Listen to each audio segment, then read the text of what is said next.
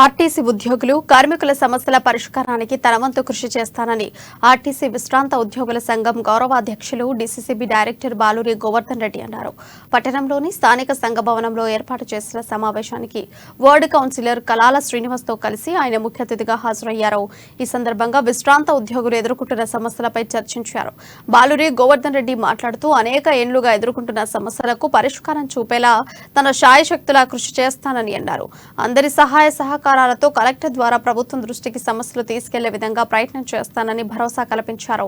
ముఖ్యంగా రేషన్ కార్డులు, ఇంటి స్థలాలు, ఇల్లు కట్టుకోవడానికి ఆర్థిక స్థాయం వంటి అంశాలను పరిగణలోకి తీసుకుని వాటి పరిష్కారానికి కలిసికట్టుగా పనిచేద్దామని పిలుపునిచ్చారు.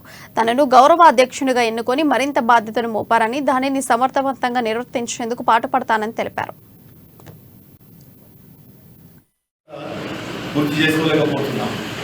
గతంలో కూడా రేషన్ కార్డ్స్ విషయంలో కూడా చెప్పడం జరిగింది.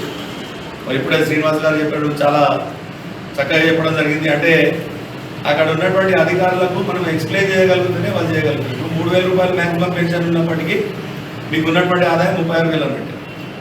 మరి మనకు బిలో పోవర్టీ లైన్లో 1,50,000, సిటీ అయితే 2 లక్షల వరకు కూడా రేషన్ కార్డ్స్ అన్ని ఇవ్వడం జరుగుతున్నది.